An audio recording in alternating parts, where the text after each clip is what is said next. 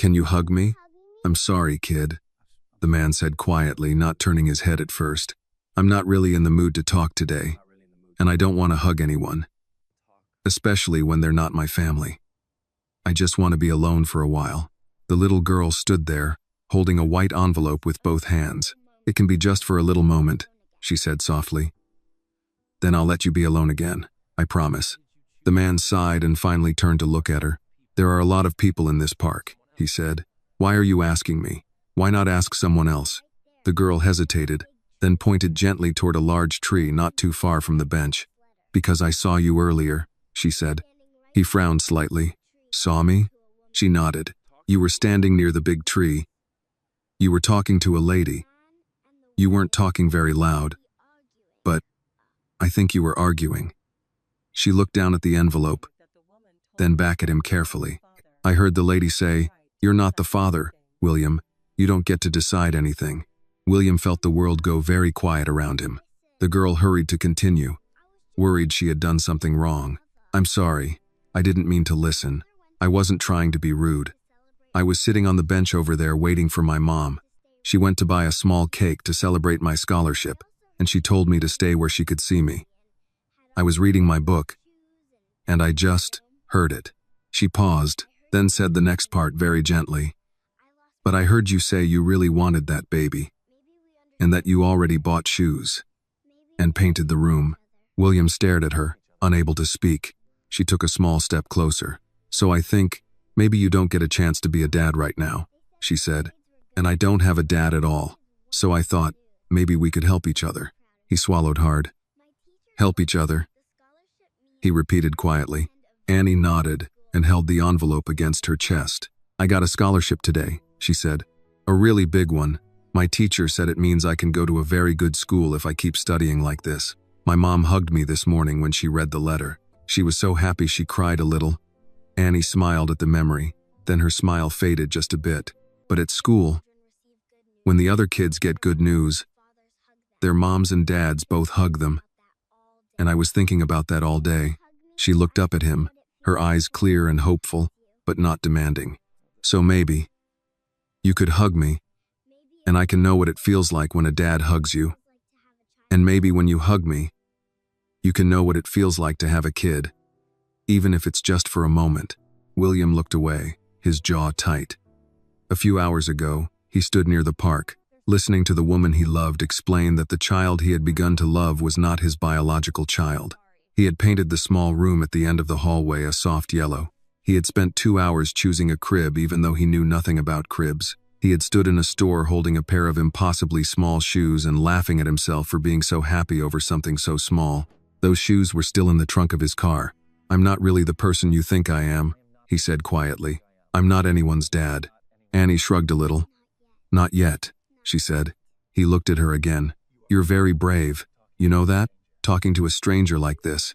My mom says some strangers are just people you haven't met yet, Annie replied. And she says you can tell a lot about a person by how they look when they think no one is watching. You looked very sad when you were standing near that tree. William let out a breath through his nose. Your mom sounds like a smart woman. She is, Annie said proudly. She works a lot, but she always helps me with homework, even when she's really tired. She says school is my way to a different life. They sat quietly for a few seconds. Annie didn't rush him. She just stood there, holding that letter, waiting. It's just one hug, she said again, very softly. I don't want money. My mom says we don't ask strangers for money. Just the hug. Then I'll say thank you, and you can go back to being alone. William Carter looked at her small hands, at the envelope, at the quiet hope on her face. Slowly, like a man making the most important decision of his life without fully understanding why, he opened his arms. Annie stepped forward immediately and wrapped her arms around him. She hugged him tightly, like she had decided this hug mattered and she wasn't going to waste it. For a moment, William didn't move.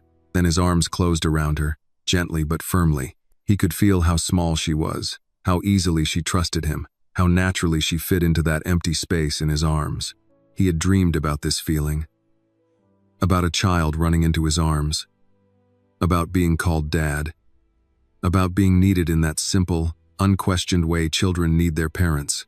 He never thought his first moment like this would be with a little girl who wasn't his, on a cold bench, on the worst week of his life. Annie leaned her cheek against his chest and stayed there for a few quiet seconds. Then she pulled back and looked up at him with a small, satisfied smile. "You see?" she said softly. "See what?" William asked, his voice rough. "That we helped each other," Annie said. "You felt what it's like to have a kid, and I felt what it's like to have a dad." William was still holding Annie when he heard fast footsteps on the gravel path behind him. "William?" The voice was sharp. Annie loosened her arms and leaned back slightly, but William hadn't fully let go yet. He turned his head, and there she was, Elena, standing a few feet away. Her coat unbuttoned, her hair slightly messy like she had been walking fast, maybe even running. For a moment, no one spoke.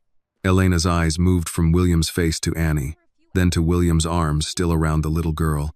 Her expression changed from confusion to disbelief. "I leave you alone for a few hours," Elena said slowly, "and I come back and find you hugging a child in the middle of the park." William carefully let Annie go and rested his hands lightly on her shoulders, as if making sure she was steady beside him. Annie looked up at him, then at the woman, sensing immediately that this was not a normal conversation. "Elena," William said, his voice calm but cold, "this isn't a good time." Elena let out a short laugh that had no humor in it. "Oh, I think it is a very good time. I've been calling you all afternoon. You didn't answer, so I came here because I knew this is where you go when you want to pretend the world doesn't exist." Her eyes went back to Annie. "Who is she?" Before William could answer, Annie spoke politely, the way her mother had taught her. "My name is Annie, ma'am," she said. "I got a scholarship today." Elena blinked, clearly not expecting that answer. "A scholarship?" she repeated, then looked at William again. "And you're celebrating scholarships now? Is that what this is?" "This is none of your business," William said quietly.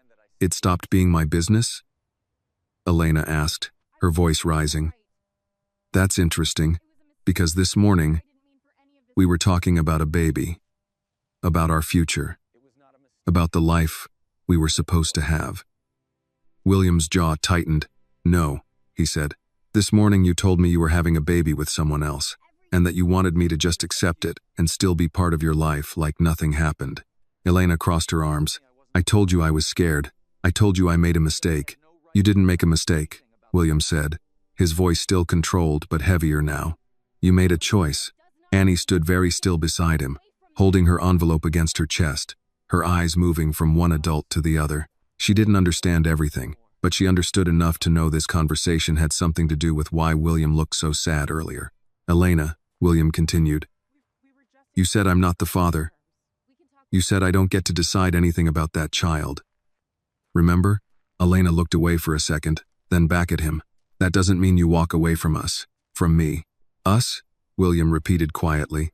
"There is no us anymore." Right then, another voice entered the moment. "Annie?" Sarah was walking toward them, holding a small bakery box and a paper bag. She slowed down when she saw Annie standing between two adults who clearly knew each other and were clearly not happy. Her eyes went immediately to Annie first, checking if she was all right. Then she looked at William, then at Elena, reading the situation in silence. "Is everything okay?" Sarah asked, her voice calm but protective. Annie nodded quickly. "I'm okay, Mom," she said. Then she added honestly, "Mr. William was just giving me a hug because I got the scholarship. And then the lady came." Sarah looked at William, waiting for an explanation. Elena looked at Sarah, then at Annie, then back at William. "So this is what you do now?" she said. "You play family with strangers' children in the park?" William's eyes hardened. "You don't get to say that," he said. "And why not?" Elena demanded. "Because you already have a child with someone else," William said, his voice low and steady. "So what right do you have to tell me what I can or cannot be to someone else? You told me this morning that I wasn't the father, that I didn't get a say. Fine. But then you don't get a say in my life anymore either." Elena stared at him like she didn't recognize him. "You don't get to decide when I'm allowed to care about someone," William continued. "You don't get to decide whether I'm allowed to be a father, in whatever way life gives me the chance. You made your choice. This is me making mine. If this moment touched your heart, Please like this video and leave a comment telling me where you are watching from. Your support helps this story reach more people who still believe in kindness, second chances, and quiet acts of love. And if you enjoy stories like this, please subscribe to the channel so you do not miss the next story. For a long moment, Elena didn't speak. Finally, she shook her head slowly. I don't even know who you are right now, she said. William looked at her, tired but certain. I think this is the first time in a long time that I know exactly who I am. Elena looked at Annie once more, then at Sarah, then back at William. There was anger in her eyes, but also something else. Something like realization. Goodbye, William, she said quietly. Then she turned and walked away. No one spoke for a few seconds. Annie looked up at William. Was that the lady from the tree this morning? She asked softly. William nodded once. Yes. Annie thought about that, then gently slipped her small hand into his. I'm sorry she made you sad, she said. Sarah watched that small movement, her daughter's hand in this man's hand, and something in her expression changed. Annie, Sarah said gently, why don't you show me the scholarship letter again? Annie immediately pulled her hand back and opened the envelope, starting to explain every detail of the letter again, her voice bright and excited. While Annie talked, Sarah looked at William quietly. That looked like a very hard conversation, she said. William nodded slightly. It was something that needed to be said. Sarah glanced down at Annie, who was still talking about classes and books and a library she had seen in the school brochure. Then she looked back at William. Thank you, she said softly. For what? For not making my daughter feel like she did something wrong by asking for a hug, Sarah said. A lot of people would have pushed her away. William looked at Annie, who was now carefully putting the letter back into the envelope like it was made of gold. She didn't do anything wrong, he said. She just asked for something honest. Sarah nodded slowly. Yes, she said. She usually does. Sarah and Annie sat down on the bench while William remained standing for a moment, as if he wasn't sure whether he was supposed to stay or leave. The air had grown colder, and the late afternoon light stretched long shadows across the path. Annie was carefully placing her scholarship letter back into the envelope, smoothing the paper with small, serious hands. My teacher said I should keep it safe, Annie explained, mostly to her mother but loud enough for William to hear. She said this letter can change my life. Sarah smiled and brushed a curl away from Annie's forehead. Then we'll keep it somewhere very safe tonight, she said. Maybe in the folder with your report cards. Annie nodded, satisfied with that plan. Then she looked up at William. Do you think the school will have a big library? She asked. I'm sure it will, William said. Good schools usually do. I like libraries, Annie said. They're quiet, and nobody tells you you're too loud or too slow. Books don't get mad at you. William felt that sentence more than he expected to. Sarah noticed the way his expression changed and said gently, she spent a lot of time waiting in quiet places while I work. Libraries, hospital waiting rooms, break rooms, anywhere they let her sit with a book. Annie looked at her mother quickly. It's okay, Mom. I like reading. I know you do, Sarah said softly, squeezing her hand. There was a short silence, not uncomfortable, but thoughtful. People passed by, some glancing briefly at the well-dressed man standing beside the modestly dressed woman and her daughter, forming a picture that didn't quite fit into one simple story. Mr. William, Annie said suddenly, why did that lady say you don't get to decide anything about the baby? Sarah immediately gave her a look. Annie, that's not our business. It's okay, William said quietly. He sat down on the other end of the bench, leaving a respectful space between himself and Sarah so she wouldn't feel crowded. She said that because the baby she's having isn't mine. Annie frowned, trying to understand. But you wanted the baby, right? William nodded once. Yes, I did. And you bought the little shoes? Annie asked. He looked at her, surprised. You heard that part too? She nodded. I was reading, but you were talking kind of loud at the end. He let out a small breath through his nose. Yeah, he said. I bought the shoes. Then why can't you be the dad? Annie asked. If you wanted to be? Sarah opened her mouth to stop the conversation, but William answered before she could. Because sometimes wanting something very much, he said slowly, doesn't mean you get to have it. Sometimes life lets you plan something, build something, dream about something, and then it takes it away. Annie was quiet for a moment. That's not very fair, she said. No, William agreed. It's not. Annie looked down at her shoes, then back up at him. My mom says life isn't fair, but people can still be fair, she said. She says, that's the important part. Sarah looked a little embarrassed. I talk too much, she said. No, William said. You say the right things. Sarah studied him for a moment, then asked, do you have other family? Parents? Brothers? Sisters? My parents passed away, William said. I have an older sister. She lives in Boston. She has 3 kids. He paused. They call me Uncle Will, but I only see them on holidays. I was always working. Annie tilted her head. Do you like being Uncle Will? I do, he said, but it's not the same as being someone's dad. Annie nodded like she understood that difference very clearly. Sarah looked at the expensive watch on his wrist, then at his face again. You said you own a technology company, she said. That sounds like a very big job. It is, he said, or at least it used to feel like the most important thing in my life. And now? She asked. William looked at Annie, who was now carefully licking blue frosting off her finger so it wouldn't get on the scholarship letter. Now I'm not so sure, he said. Annie looked up again. My mom says the most important job is taking care of people, she said. But it doesn't pay very much. Sarah laughed quietly. That is unfortunately true. What do you do? William asked her. I'm a nurse's assistant, Sarah said.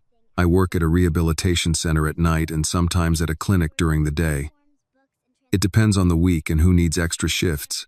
That's a hard job, William said. It's an honest job, Sarah replied. And it keeps the lights on. Most months. William nodded slowly. You're raising her by yourself? Sarah nodded. Since she was a baby. Annie leaned slightly against her mother's arm but kept looking at William. It's okay, she said. We're a team. I can see that, William said. The sun was starting to drop lower behind the buildings, and the air felt colder. Parents called their children, dog walkers headed toward the exits, and the park slowly began to empty. We should go, Sarah said. I have to drop Annie at my neighbor's apartment before my shift. Annie looked at William. Are you going to be sad again when we leave? She asked. Sarah gave her a look. Annie, it's a real question, Annie said seriously. William thought about it before answering. Maybe a little, he said honestly, but not as much as before. Annie seemed satisfied with that answer. She slid off the bench and stood in front of him. Good, she said, because I don't want you to be the saddest person in the park anymore. That's a very bad title. I'll try to give that title to someone else, William said. Annie nodded, then did something that felt natural now. She held out her hand. He took it, and she squeezed his fingers once, before letting go. Maybe I'll see you tomorrow, she said. Maybe you will, he replied. Sarah adjusted the strap of Annie's backpack and looked at William. We come here most afternoons after school, she said. She does her homework on that bench while I finish work nearby. William nodded. I think I'll be here. Sarah held his gaze for a moment, as if trying to understand what kind of man would choose to come back to the same bench just to see a child he had met only once. Then maybe we'll see you tomorrow, William, she said. They started to walk away, Annie holding her mother's hand, the envelope pressed safely between them. After a few steps, Annie turned around and walked backward for a moment so she could still see him. Mr. William, she called. Yes? She smiled. You're not alone anymore. You know that, right? William Carter stood in the middle of Central Park, surrounded by thousands of people, traffic, buildings, noise, and the entire weight of his old life waiting for him just outside the trees. But as he watched the small girl and her mother walk away together, he realized something had shifted, quietly and permanently. For the first time in a very long time, going back to the park tomorrow felt more important than going back to the office. The next afternoon, William arrived at the park earlier than he meant to.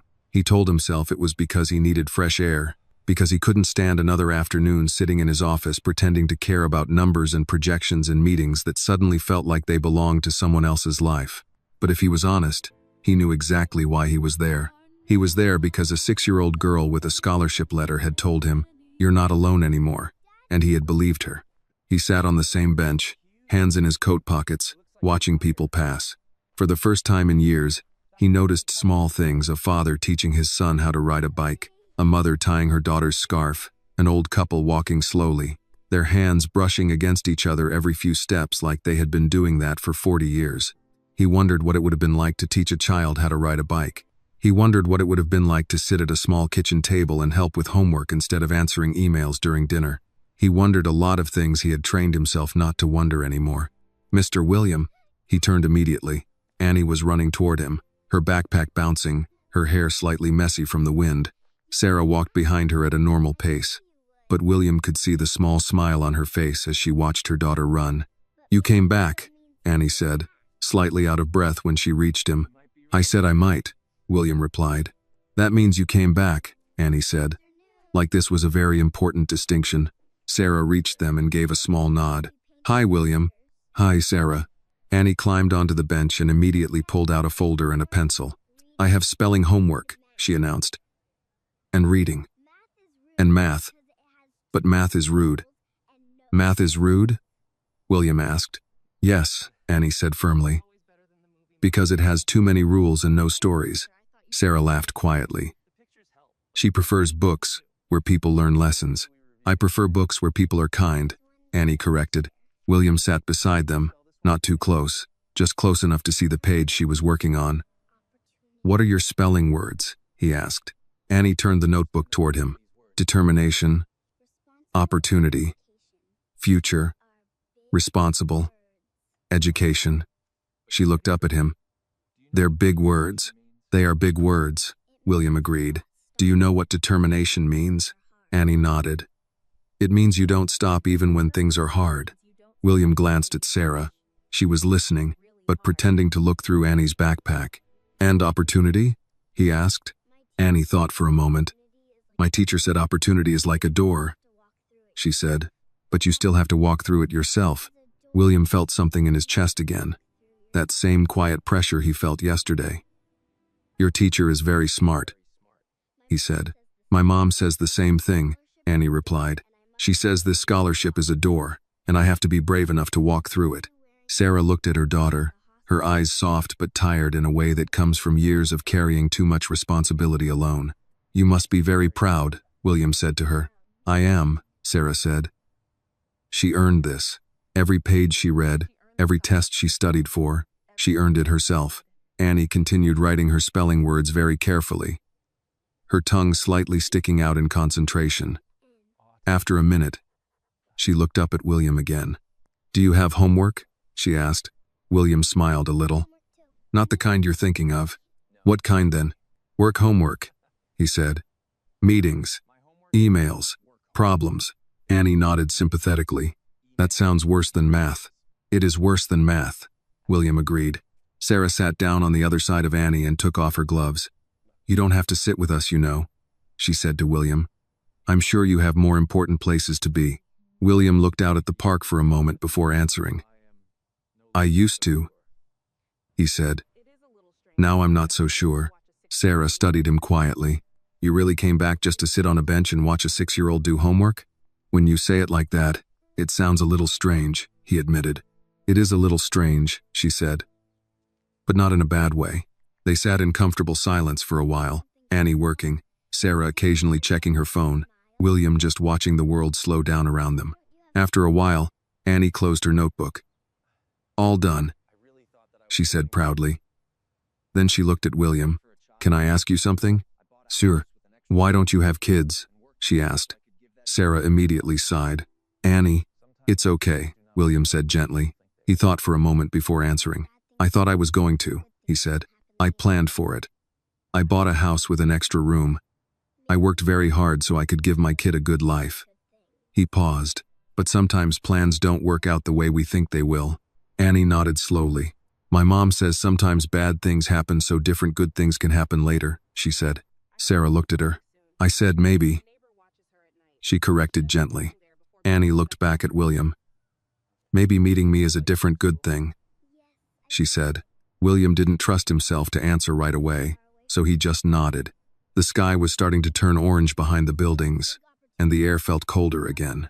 "I have to go to work soon," Sarah said, checking the time. "I have a neighbor who watches Annie at night. She does her reading there, and then I pick her up in the morning. William looked at Annie. Do you like your school? He asked. I do, she said. But the new school is very far. My teacher said it's a big opportunity. But my mom says we have to figure out the bus and the money for uniforms and books. Sarah looked slightly embarrassed. We'll figure it out, she said quickly. We always do. William nodded slowly, but he didn't say anything. Not yet. Annie slid off the bench and stood in front of him again, like she had something important to say. Mr. William? Yes? You came back today, she said. That means you kept your promise. I didn't know I made a promise. You did, Annie said. Yesterday, when you said maybe, William smiled slightly. I'll be more careful with my maybes. Annie smiled back, then did something that felt natural now. She opened her arms a little. This one is a see you tomorrow hug, she said. William hesitated only a second this time before leaning forward and hugging her gently. As he stood there, holding that small child who trusted him for no logical reason at all, William Carter realized something that surprised him. All the money he had ever made, all the buildings with his company's name on them, all the deals and awards and articles, none of them had ever made him feel as needed as a little girl with spelling homework and big words like determination and future. And for the first time in his life, being needed felt more important than being successful. The next week, William Carter began to build a new routine without ever officially deciding to. He still went to the office in the mornings. He still sat at the head of long glass tables and listened to reports about market trends, software development timelines, and expansion plans. He still wore the same tailored suits, the same polished shoes, the same expression that had made people describe him as focused, sharp, and difficult to read. But now, every afternoon, he looked at the clock. At 3:30, he stopped whatever he was doing, no matter who was talking. At 3:45, he was in the elevator. At 4:10, he was walking through Central Park, past the same trees, past the same hot dog stand, toward the same bench. And every time, Annie was there. Sometimes she was reading. Sometimes she was doing math with a very serious, slightly angry face. Sometimes she was drawing pictures and coloring the sky purple because, as she explained, blue is a little boring if you use it every day. Sarah usually arrived a little later, sometimes still in her work uniform, sometimes carrying a grocery bag, sometimes looking so tired that William wondered how she was still standing. One cold afternoon, Annie was struggling with a math worksheet, her eraser leaving gray smudges all over the paper. I hate fractions, she announced. Fractions are important, Sarah said, sitting down and rubbing her eyes. They are rude, Annie replied. Why can't numbers just be whole? William sat down beside them and looked at the paper. What's the problem? He asked. Annie pushed the worksheet toward him. This one, she said. 3/4 plus 1/4. I know it's something over 4, but I don't know why. William picked up the pencil. Imagine you have a chocolate bar, he said, and it's broken into 4 pieces. Annie was immediately interested. Okay, if you eat 3 pieces, he continued, drawing a rectangle and dividing it into 4 parts. That's 3/4. Then if you eat 1 more piece, I ate the whole thing, Annie said. Exactly, William said. So 3/4 plus 1/4 equals 4/4, which is 1 whole chocolate bar. Annie's eyes widened. Math is less rude when it's about chocolate, she said. Sarah laughed quietly, watching them. There was something strange and gentle about seeing a man in a $1,000 coat explaining fractions with drawings of chocolate bars on a child's homework sheet. You're good at that, she said to William. At math? He asked. At talking to kids, she replied. William looked at Annie, who was now trying to draw her own chocolate bar fractions. I never really had the chance before, he said. Sarah studied him for a moment. Why do you keep coming back? She asked, not suspicious, just curious. You're a busy man. You could be anywhere after work. William thought about the question. He could have given an easy answer. He could have said he liked the fresh air, or that he enjoyed helping with homework, or that he had nothing better to do. But he had learned something from Annie. She asked honest questions, and she expected honest answers. Because when I sit here, he said slowly, I don't feel like the loneliest man in New York anymore. Sarah didn't say anything right away. She just looked down at her hands, then at Annie, then back at William. "That's a very honest answer," she said quietly. Annie looked up from her paper. "You were the loneliest man in New York?" she asked. "I think so," William said. "At least in my building." "Do you live in a big building?" she asked. "Yes." "With a doorman?" "Yes." "With an elevator?" "Yes." Annie nodded like she had expected all of those answers. "Big buildings can be very lonely," she said. "Lots of people, but nobody knows you." William looked at her, surprised again. "That's exactly right," he said. Sarah checked the time and sighed. "I have to go in 20 minutes, she said. "They called this morning. Someone is sick, so I have to cover part of the night shift too." "You worked last night," Annie said. "I know," Sarah replied gently. "Sometimes that's how it is." William watched that exchange carefully, the way Annie didn't complain. The way Sarah didn't pretend everything was easy. The way they spoke to each other like teammates instead of like parent and child. "Do you always work this much?" he asked. Sarah gave a small shrug. "Since Annie was born," she said. "Rent doesn't pay itself. And now with the new school." She didn't finish the sentence, but she didn't need to. "The scholarship doesn't cover everything," William said. "No," Sarah said. "It covers tuition. Not uniforms, not books, not transportation, not after-school care." She quickly added, "But we'll figure it out. We always do." Annie looked between them. "I can take the bus," she said. "And I don't need new clothes. And I can read in the library after school until Mom finishes work." William felt that familiar pressure in his chest again, the one that felt like both pain and admiration at the same time. "You're 6, he said gently. "You shouldn't have to solve adult problems." Annie shrugged. "We're a team," she said again. "Teams solve problems together." Sarah looked at her daughter with a mixture of pride and sadness that William recognized immediately. It was the look of a parent who wished the world had been softer so their child didn't have to grow up so fast. The sky was turning darker, and the park lights flickered on one by one. Sarah stood up and helped Annie pack her books.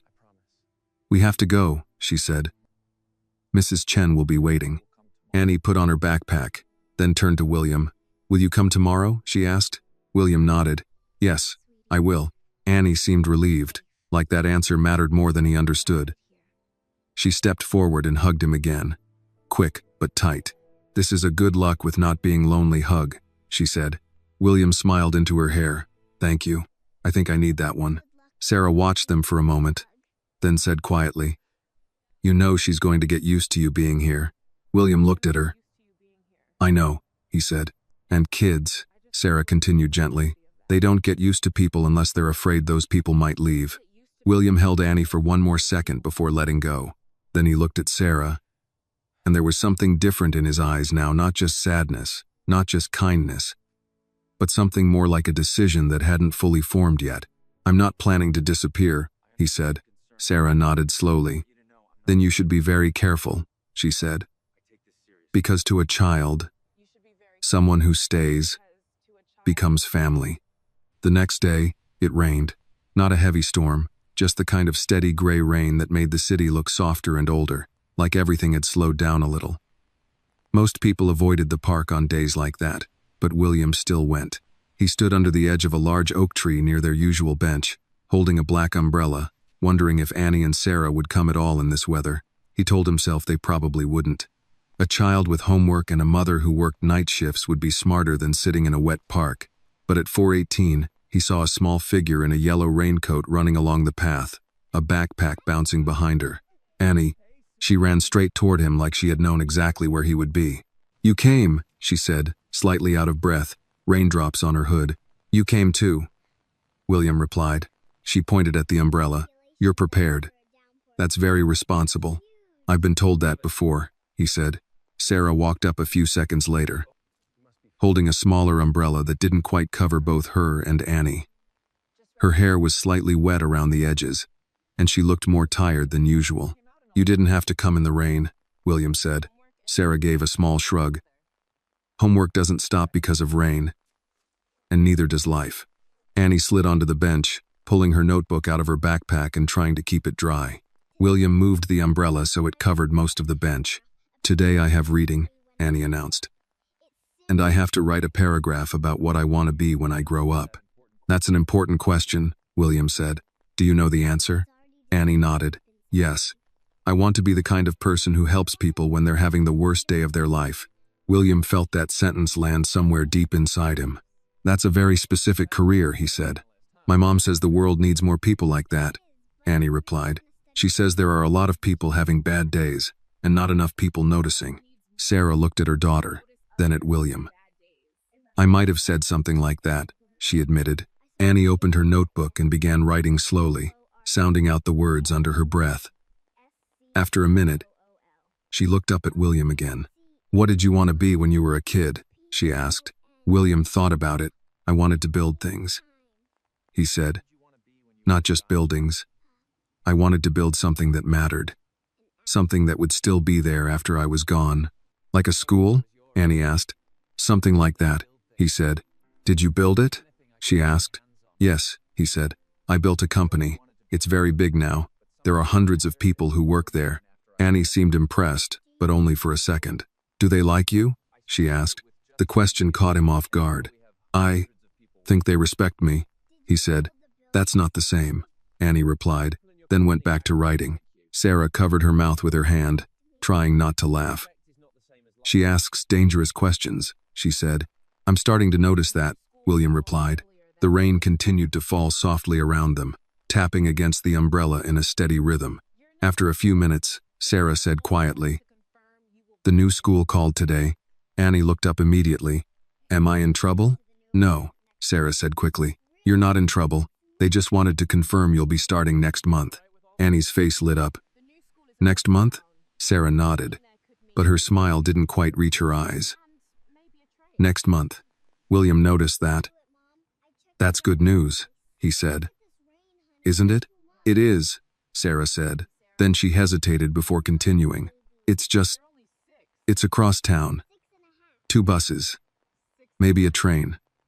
I'm still trying to figure out how she'll get there and back while I'm working. I can take the bus," Annie said quickly. "I told you, Mom, I'm not a baby." "You're 6, Sarah said gently. "You are a baby." "I'm 6.5, Annie corrected. William looked at the notebook in Annie's lap, at the careful handwriting, at the words she had written so far. "When I grow up, I want to help people on their bad days because sometimes one nice thing can change everything." He looked at Sarah. She looked exhausted in a way that had nothing to do with sleep and everything to do with responsibility. "You shouldn't have to solve all of this by yourself," he said quietly. Sarah's expression changed immediately, a wall going up behind her eyes.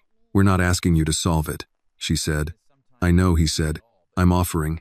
"We don't take money from people," Sarah said, not angry, just firm. "I don't want Annie to grow up thinking we needed someone rich to save us." William nodded slowly. "What if it's not about saving you?" he asked. "What if it's about showing up?" Sarah didn't answer right away. Annie looked between them. "What does that mean?" she asked. "It means," William said carefully, choosing every word. "Sometimes helping someone isn't about giving them money. Sometimes it's about giving them time, or a ride, or help with homework, or just not letting them do everything alone." Annie thought about that. "Like a team," she said. "Yes," William said. "Like a team." Sarah looked at him for a long moment, trying to decide whether to trust what she was hearing. "Why would you want to be on our team?" she asked quietly. William didn't look away this time. "Because I think I need a team too," he said.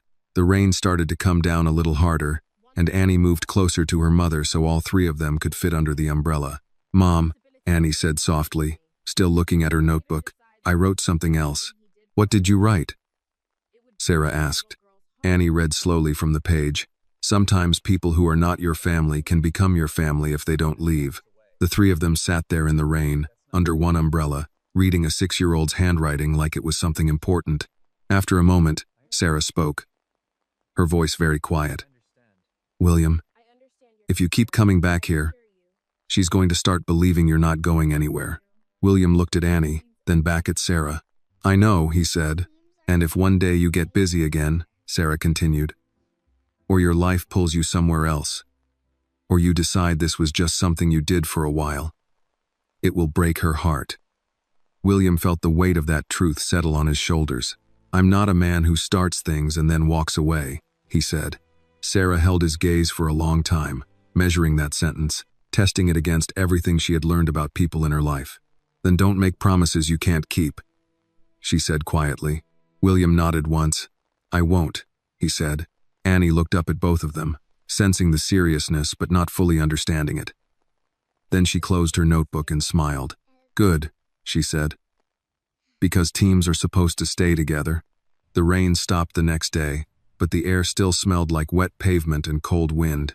William arrived at the park a little later than usual because a meeting had run long, and for the first time since he had started coming, he was worried Annie might already be gone.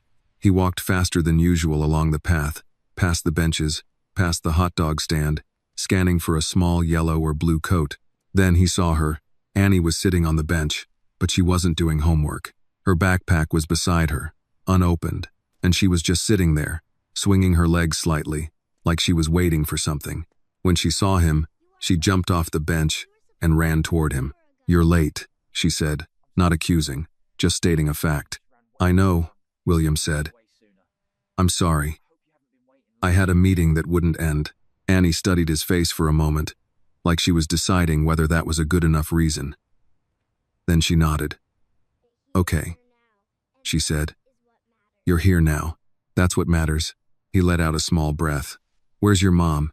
She had to work early today, Annie said. Mrs. Chen said I could wait here and do my homework, and Mom will pick me up later. William looked around the park, suddenly more aware of how big it was, how many people he didn't know, how small Annie looked sitting there alone. You've been here by yourself? He asked. Annie nodded. I come here a lot. I know which people are nice and which people to stay away from. My mom taught me. William didn't like the idea of a 6-year-old needing to know that. They walked back to the bench together, and Annie finally opened her backpack and pulled out her reading book. Today I have to read a story about a girl who moves to a new school, she said. She's scared because she doesn't know anyone. That makes sense, William said. New places can be scary. Annie opened the book but didn't start reading right away. Mr. William, she said. Can I ask you a serious question? You always ask serious questions, he said. She nodded. This one is very serious. Okay, he said. I'm ready. She looked down at her book, then back up at him. Are you going to disappear one day? The question was so direct that it felt like someone had knocked the air out of his chest. Why would you ask that? He said quietly. Annie shrugged a little, but her eyes stayed on his face. Because good things don't usually stay, she said. My mom says we should be grateful when good things happen, but we shouldn't hold them too tight, because sometimes they have to go. William sat down slowly on the bench beside her. Is that what you think I am? He asked. A good thing that's going to go away? Annie didn't answer right away. She traced the corner of her book with her finger. I don't know yet, she said. That's why I'm asking. William looked out at the park, at the people walking past, at the city moving like it always did, fast and busy and not noticing small conversations on park benches. When I was a kid, he said slowly, my father used to tell me something. He said, a man is not measured by how much money he makes. He's measured by how many people he doesn't walk away from. Annie listened very carefully. I didn't understand that when I was younger, William continued. I thought being successful meant building big things and making a lot of money and being important, and I did all of that. But somewhere along the way, I became a man who was very busy and very important and very alone. Annie looked at him. But you're not alone now, she said. No, he said. I'm not. She thought about that, then asked the question again, softer this time. So, are you going to disappear? William turned to look at her fully. No, he said. I'm not planning to disappear. Annie watched his face very carefully, like she was checking if that answer was true or just something adults say to make kids feel better. Okay, she said after a moment. Then I believe you. The simplicity of that then I believe you felt heavier than any contract William had ever signed. Annie opened her reading book. Can you listen to me read? She asked. I'd like that, he said. She started reading out loud, slowly and carefully, sounding out the harder words. going back when she made a mistake, determined to get every sentence right. William listened, not just to the story, but to the way she tried, the way she didn't give up when a word was difficult. Halfway through the story, she stopped and looked up at him. "Mr. William?" "Yes?" "When I go to the new school next month, it's very far," she said. "And I might not be able to come to the park every day anymore." The words hit him harder than he expected. "Oh," he said quietly, "I see. But I still want to see you," Annie said quickly. "Because you're on my team. And teams are supposed to stay together, even when things change." William felt something in his chest shift again, that same feeling he had been getting more and more lately. Like his life was slowly being rearranged without anyone asking his permission. "Then we'll figure something out," he said. Annie smiled, relieved. "Okay," she said, "because I don't want you to become the loneliest man in New York again. That would be very bad." William smiled slightly. "I agree. That would be very bad." They sat together on the bench as Annie continued reading. The city moving around them. The future slowly, quietly, walking toward them both whether they were ready or not. The next few days passed in a rhythm none of them talked about, but all of them began to rely on. William worked in the mornings, but his afternoons belonged to the park now. Annie did her homework on the bench, and Sarah arrived when she could. Sometimes with groceries, sometimes in her work uniform, sometimes so tired she closed her eyes for a few minutes while Annie read out loud to both of them. One afternoon, Annie was quieter than usual. She wasn't reading, she wasn't doing math. She was drawing, pressing her pencil very carefully onto a piece of paper, erasing, then drawing again. "What are you working on?" William asked. Annie quickly covered the paper with her arm. "Not finished yet," she said. "You're not allowed to see until it's finished." "That sounds serious," he said. "It is," Annie replied. Sarah arrived a few minutes later, carrying a small grocery bag and looking more tired than William had ever seen her. "Long day?" he asked. She let out a small laugh. "Long week," she said. "One of the nurses quit, so everyone else is covering extra shifts. I think I've had about 10 hours of sleep in the last 3 days." Annie looked up immediately. "Mom, you said sleep is important for your brain." "It is," Sarah said, sitting down slowly, "but sometimes paying rent is also important for your brain." William watched the way she pressed her fingers into her eyes, like she was trying to push the exhaustion back inside her head so her daughter wouldn't see it. "The new school sent another email," Sarah said after a moment. Annie looked up. "Did I do something wrong?" "No," Sarah said quickly. "You didn't do anything wrong. They just sent the list of things we have to buy before the first day. Uniforms, books, activity fees." Her voice trailed off. "Is it a lot?" Annie asked quietly. Sarah smiled, but it was the kind of smile adults use when they don't want children to worry. "It's manageable," she said. "I just need to pick up a few more shifts." William didn't say anything right away. He had learned that Sarah did not like feeling like a charity case. She had pride, and not the loud kind, the quiet kind that kept people standing even when they were exhausted. Annie went back to her drawing, coloring very carefully now. After a few minutes, she looked up at William. "Mr. William, what's a uniform?" she asked. "It's clothes everyone wears so all the students look the same," he said. "Why would they want everyone to look the same?" Annie asked. "So no one feels poor and no one feels rich," William said. Annie thought about that. "That's a good idea," she said. "Then people can only be different on the inside." Sarah looked at her daughter, then at William. "She says things like that and then asks me why we can't afford orange juice this week," she said softly. William leaned back slightly on the bench, watching Annie color. "What are you drawing?" he asked again. Annie hesitated, then slowly turned the paper around. It was a picture drawn with colored pencils. 3 people standing under a big tree. A small girl in the middle, holding hands with a woman on one side, and a tall man on the other. Above them was a badly spelled but very careful sentence. "My team." William felt his throat tighten. Annie pointed at the drawing. "That's me," she said. Then she pointed at the woman. "That's my mom." Then she pointed at the tall stick figure in a long coat. "And that's you, because you said you're on our team." Sarah looked at the drawing and didn't say anything for a few seconds. She just stared at the paper, her eyes moving slowly over the 3 figures holding hands. "Annie," she said quietly, It's okay, Mom, Annie said quickly. Teams can have more than 2 people. My teacher said teams are the people who help you win. Sarah swallowed and nodded slowly. Yes, she said. That's true. Annie handed the drawing to William. You can keep it, she said. So you don't forget you're on our team. William took the paper very carefully, like it was something fragile and important.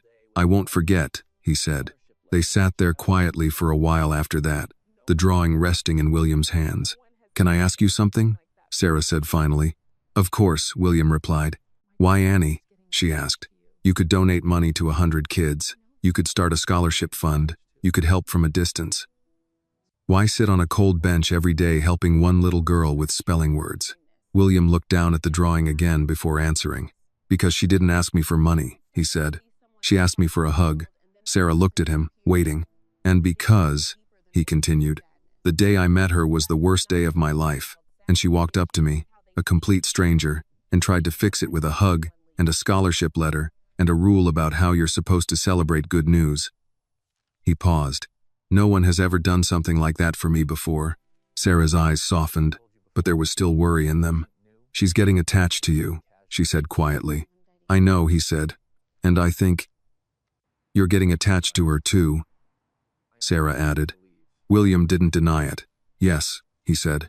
Sarah nodded slowly, like she appreciated the honesty, even if it scared her. Then we have to be careful, she said, because when a child starts to see you as part of their world and then you disappear, it doesn't just make them sad. It changes how they see people.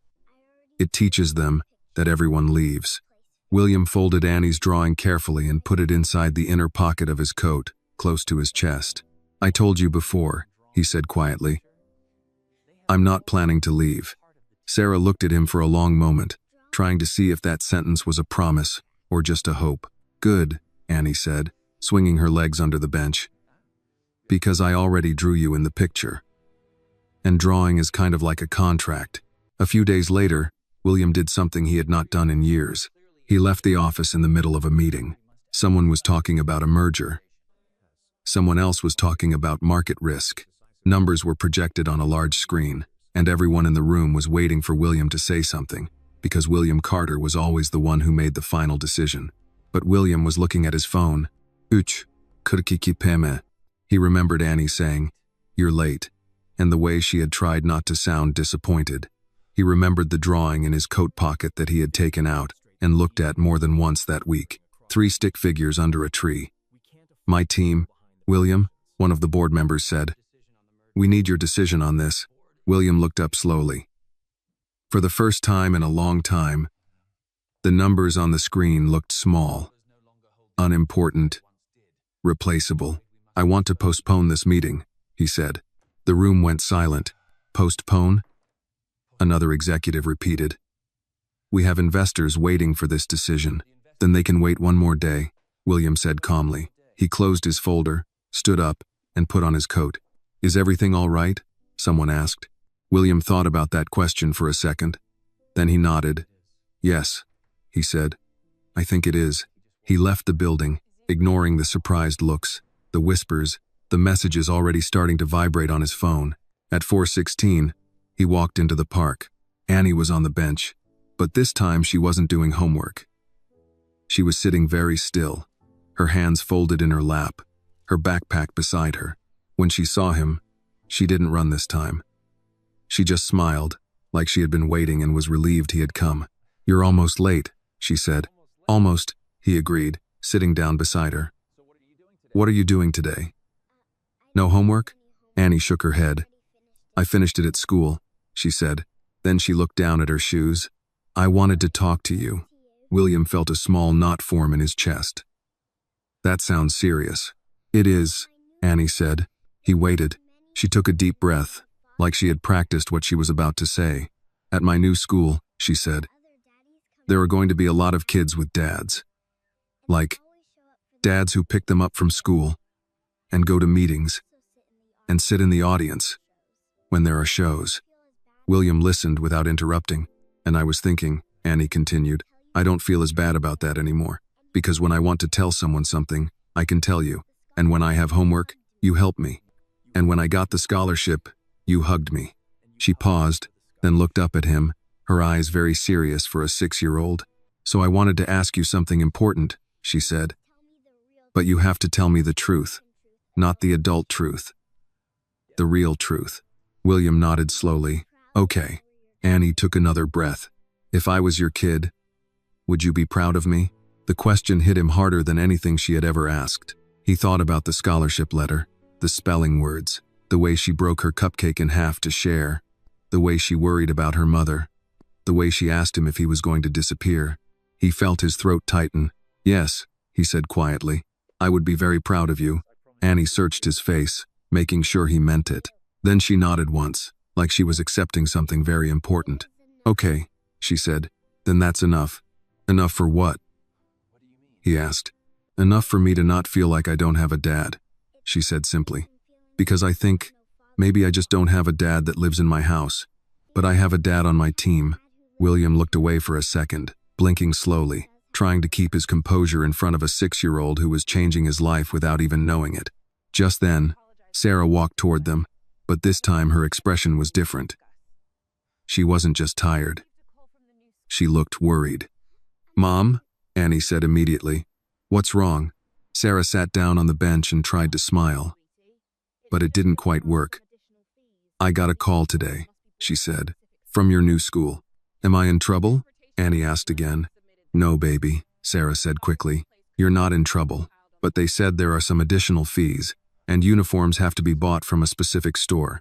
And there's a transportation form that has to be submitted this week, or they might give the spot to another student on the waiting list. Annie went very quiet. How much is it? William asked gently. Sarah hesitated. It's a lot, she admitted. More than I expected all at once. We can use my saved money, Annie said quickly. The jar. Sarah looked at her and smiled sadly. Your jar has $32 and some coins, she said softly. Annie looked down. Oh, there was a long silence. Then Annie looked up at William, not asking, not begging, just looking at him like she was thinking. Mr. William, she said slowly, remember when you said helping is not always about money? Sometimes it's about time, or rides, or not letting someone do everything alone. I remember, he said. Annie nodded. Okay, she said. I just wanted to remind you, in case you forgot. Sarah closed her eyes for a second, like that sentence was both beautiful and painful at the same time. William looked at Annie, then at Sarah, then at the path in front of them. He could solve this problem with one phone call, one transfer, one check. It would be nothing to him. But he knew this wasn't just about money. This was about pride, about dignity, about not making Sarah feel small in front of her daughter. So he chose his words very carefully. What if, he said slowly, I help in a way that doesn't feel like charity? Sarah looked at him, cautious but listening. What if I become part of the team for real? He said. Teams help each other. Not because one is rich and one is poor, but because that's what teams do. Annie looked between them, waiting. Sarah's voice was very quiet when she spoke. And what would that mean? She asked. William took a breath. It means, he said, you don't have to solve everything alone anymore. Sarah did not answer immediately after William said, it means you don't have to solve everything alone anymore. She looked down at her hands, then at Annie, then back at William. There was no anger in her face, no offense. But there was something much more difficult to deal with. Pride mixed with fear. I have been solving things alone for a very long time, she said quietly. Long enough that I don't really know how to do it any other way. William nodded. I understand that, he said. But doing everything alone just because you're used to it, that's not the same as it being the only way. Annie looked between them, very quiet, sensing this was one of those adult conversations that could change things. I don't want Annie to think we needed someone to rescue us, Sarah continued. I don't ever want her to feel like we survived because a rich man felt sorry for us. William shook his head slightly. That's not what this is, he said, and I don't feel sorry for you. I respect you. He paused, making sure she was really listening. There's a difference. Sarah held his gaze, searching his face for anything that sounded like pity. She didn't find it. What exactly are you offering? She asked carefully. William thought for a moment before answering. choosing each word like it mattered, because it did. "I'm offering to help Annie get to school in the mornings," he said. "It's on my way to the office if I change my route a little. I can pick her up, take her to school, make sure she gets there safe. That doesn't cost you anything, and it doesn't turn you into a charity case. It just means she has a ride." Sarah didn't speak. "I can also help with homework in the afternoons," he continued. "I'm already here most days. And if there are school meetings during the day and you're working, I can go. Not instead of you. Just so there's someone there from the team." Annie's eyes were wide now, moving back and forth between them like she was watching a tennis match that decided her whole life. "And the fees?" Sarah asked quietly. William hesitated for the first time. "For that," he said slowly, "we can call it a loan. Not a gift. A loan you can pay back whenever you want. Even if it takes 10 years. Even if you only pay back $5 at a time. That way it's not charity. It's just someone believing Annie is worth investing in." The word investing hung in the air. Sarah looked at Annie. Annie looked back at her mother. Not speaking. Not begging. Just waiting. "You really would drive across town every morning?" Sarah asked. "Yes," William said. "You would go to school meetings? Sit in small chairs and listen to teachers talk about reading levels and math scores?" she asked. William almost smiled. "I run a company with 400 employees," he said. "I think I can handle first-grade teachers." Annie suddenly slid off the bench and stood in front of her mother. "Mom," she said softly, "teams help each other." "You said that." Sarah looked at her daughter's face, hopeful, careful, trying not to ask for too much but hoping anyway. "I'm not saying yes yet," Sarah said quietly. "I'm not asking for yes today," William replied. "I'm asking you to think about it." They sat in silence for a moment, the city moving around them, people walking past, cars in the distance, the sound of a dog barking somewhere near the trees.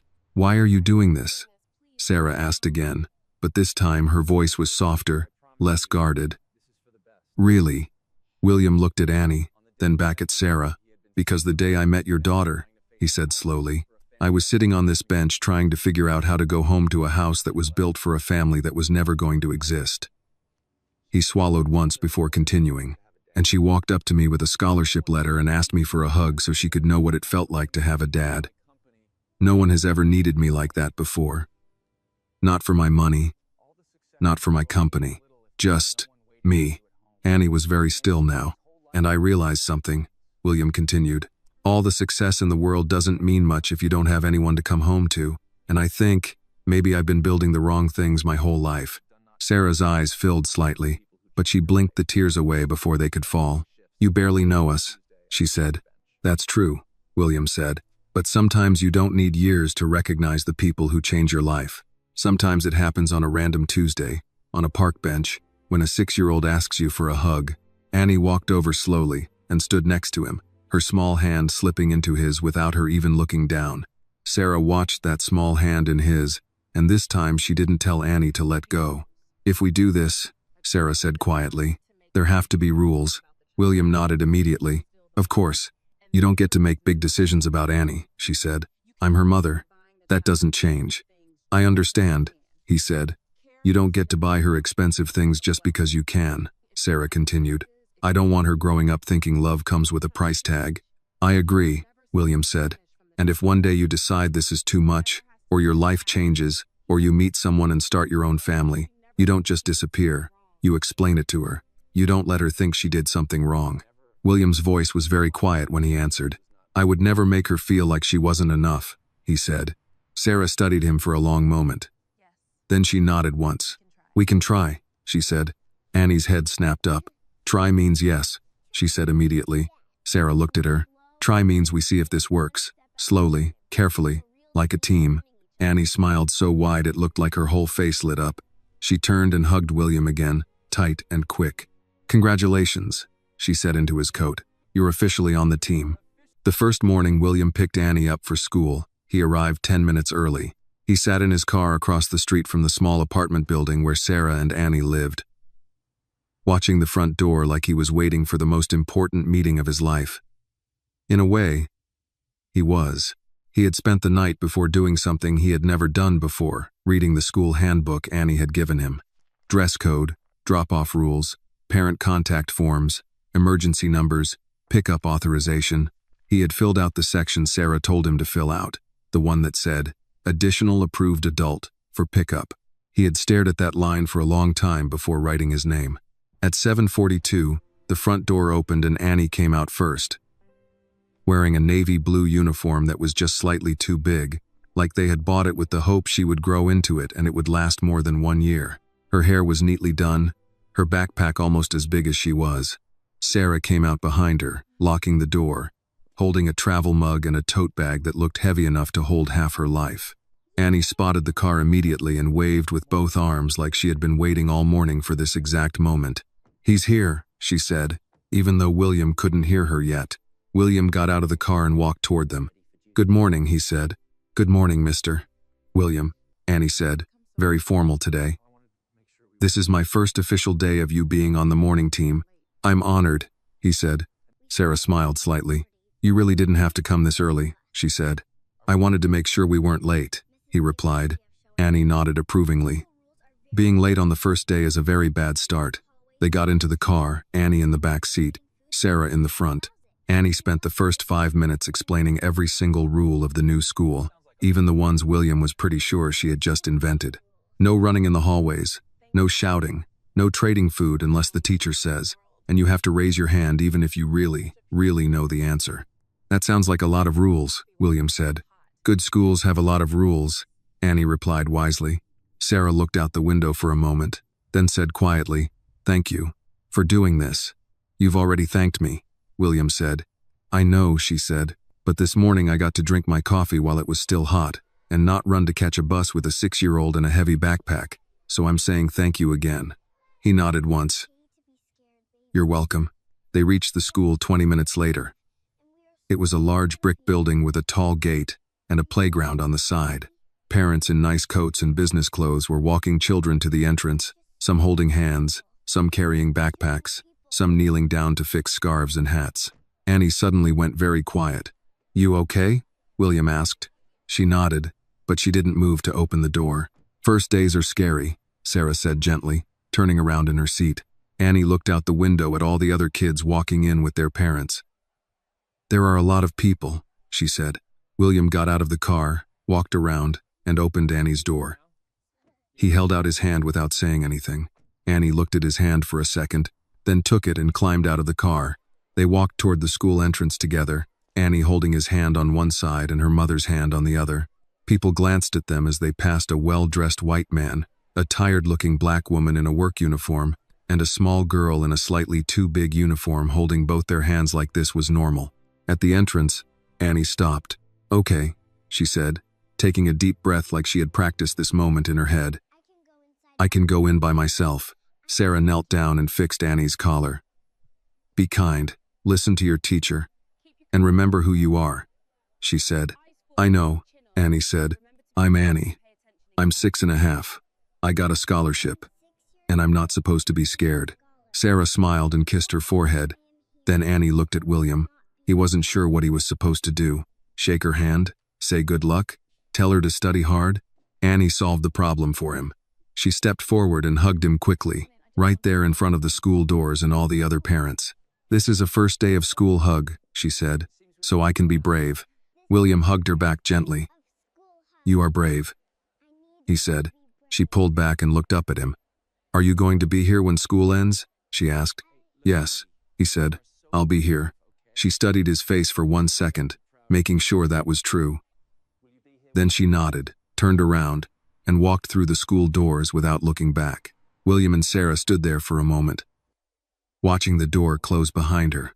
"You know," Sarah said quietly, "she's going to remember this day for the rest of her life." William kept looking at the door.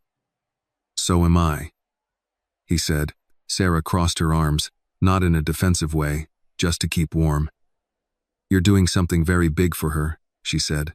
William shook his head slightly. "No," he said. "She's doing something very big for me." Sarah looked at him, and for the first time since they met, she didn't look guarded when she looked at him. She looked like someone who was starting to trust that maybe this man wasn't going to disappear after all. "Welcome to the team, William," she said quietly. And for the first time in his life, William Carter felt like that was the most important job title he had ever been given. That afternoon, William arrived at the school 15 minutes early. He had never waited outside a school before. He had waited outside conference rooms, outside hospital rooms, outside airport gates, outside courtrooms once with a lawyer, but never outside a school, watching small children's drawings taped to glass doors and listening to the distant echo of a bell ringing down a hallway. Parents began to gather near the entrance. Some checked their phones, some talked to each other, some held coffee cups and looked as tired as Sarah usually did. William stood slightly apart from the crowd at first, unsure where he belonged in this scene. Then the doors opened, and children began to come out in small groups, their voices loud and bright, backpacks bouncing, papers in their hands. William found himself scanning every small face until he saw Annie. She walked out with a line of students, her backpack slightly crooked, a paper crown on her head made of yellow construction paper. When she saw him, her entire face changed surprise first, then relief, then a smile so big it made two of the other kids turn to see what she was looking at. "You came," she said, running the last few steps toward him. "I told you I would," he said. She stopped in front of him and adjusted the paper crown on her head. "I'm student of the day," she said proudly. "That's why I have a crown. And I got to be the line leader. And I answered 3 questions. And I only got 1 word wrong when reading." "That sounds like a very successful first day," William said. "It was," Annie said. Then she lowered her voice slightly. "But I was still a little scared in the morning. So the hug helped." "I'm glad," he said. Just then, a woman in her 40s with glasses and a kind but observant face walked over to them. "Hello," she said. "You must be Annie's father." William opened his mouth to respond, but Annie spoke first. "This is William," Annie said. "He's on my team." The teacher smiled politely, clearly used to children giving unusual explanations. She turned to William. "I'm Mrs. Henderson, Annie's teacher. I just wanted to say she did very well today. She's reading above grade level, and she's very polite. You should be very proud of her." William felt that word again, proud. "I am," he said. "Very proud." Mrs. Henderson nodded. "We're very happy to have her here. She earned this scholarship. Not many students do at her age." Annie stood a little taller when she heard that. "Will her mother be attending the parent meeting next Thursday?" Mrs. Henderson asked. Sarah had told William about the meeting, but she had also told him she was scheduled to work a double shift that day. "Her mother is working nights at a medical facility," William said, "but I can attend the meeting and bring her any information." Mrs. Henderson nodded. "That would be good. The first year is very important. We like parents to stay involved." "I understand," William said. Annie slipped her hand into his again while the adults talked, like she had done it 1,000 times. On the drive back, Annie talked the entire way, barely taking a breath. "There's a library and it's huge, and there's a girl named Emma who has the same pencils as me, and there's a boy who cried because he missed his mom, and I told him it's okay because my mom works a lot and I still see her and it will be okay for him too. And the teacher said I'm very kind." "You are very kind," William said. When they pulled up in front of Sarah's building, Annie didn't open the door right away. "Mr. William?" she said. "Yes?" "Today when the teacher thought you were my dad, you didn't say no," she said carefully. William held the steering wheel for a moment before answering. "I didn't want to embarrass you," he said. Annie nodded slowly. "I wasn't embarrassed," she said. "I felt safe." He didn't know what to say to that. That evening, after Annie went upstairs to Mrs. Chen's apartment, Sarah came back down to the sidewalk where William was still standing next to his car. "How was her first day?" she asked. "She was student of the day," William said. Sarah's face lit up with a kind of pride that made her look 10 years younger. "She was?" she said. "She's been so nervous." "She did very well," William said. "Her teacher said she's reading above grade level." Sarah leaned back against the brick wall of the building and closed her eyes for a second. "Thank you for being there," she said. "I couldn't leave work today, and I kept thinking about whether she would be scared, whether she would find the right classroom, whether someone would help her open her milk at lunch." She stopped and shook her head slightly. "You miss a lot when you're working all the time." You're doing what you have to do, William said. I know, Sarah said. But sometimes doing what you have to do still feels like you're failing at what you want to do. William understood that sentence more than she knew. She told me the teacher thought you were her father, Sarah said after a moment. William nodded slightly. She did. And you didn't correct her? Sarah asked, not accusing, just asking. William looked up at the building, at the windows, at the life inside that he was slowly becoming a part of. I didn't want to take something away from her in front of her classmates, he said, not when she was so proud of that crown. Sarah was quiet for a long moment. She's starting to love you, Sarah said softly. William didn't look away.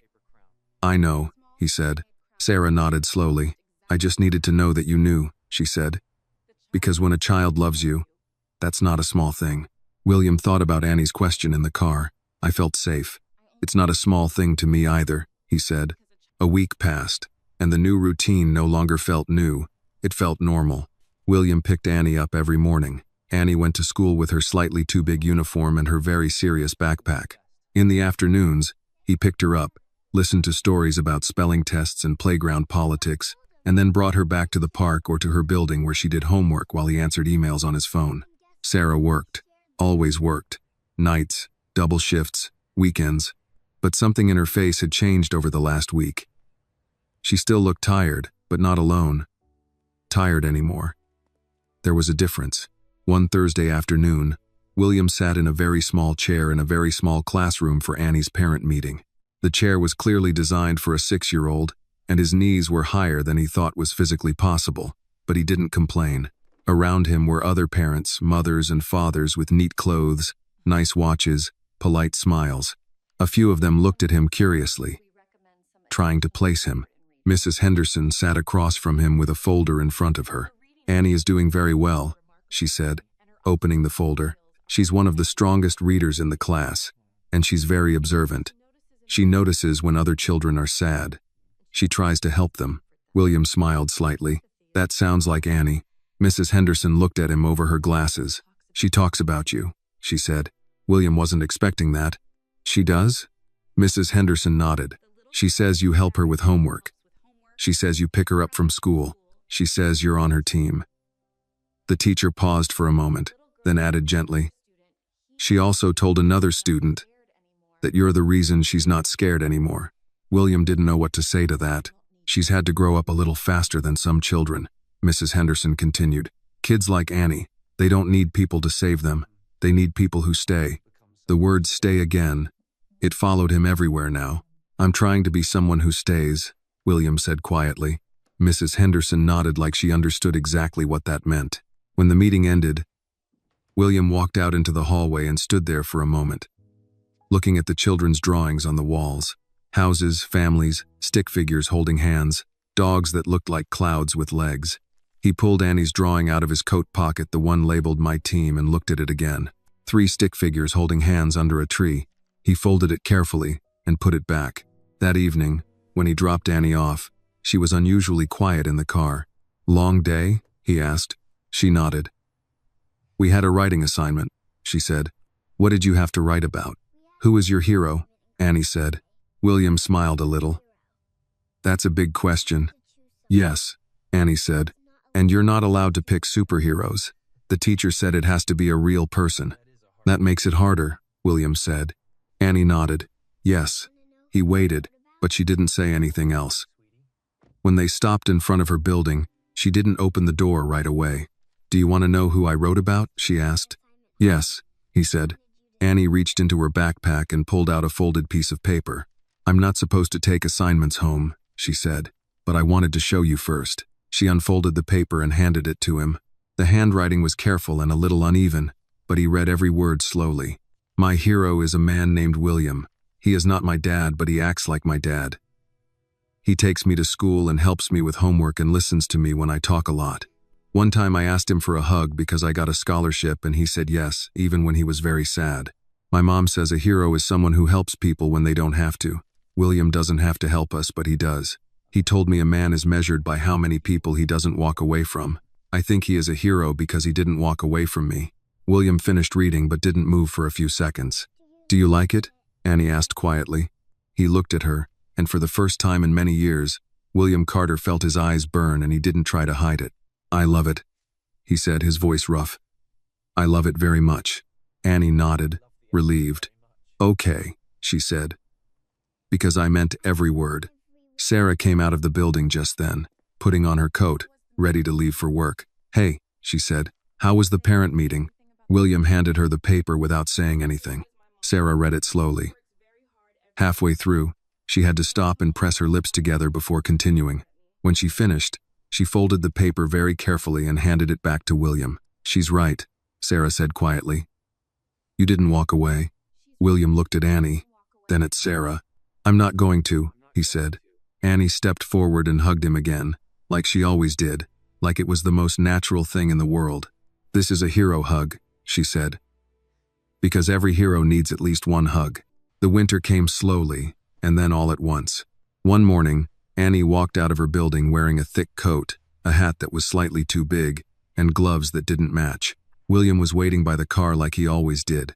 But today, Annie didn't run to the car right away. She stopped on the sidewalk and looked up at the sky. "It looks like the world is sleeping," she said.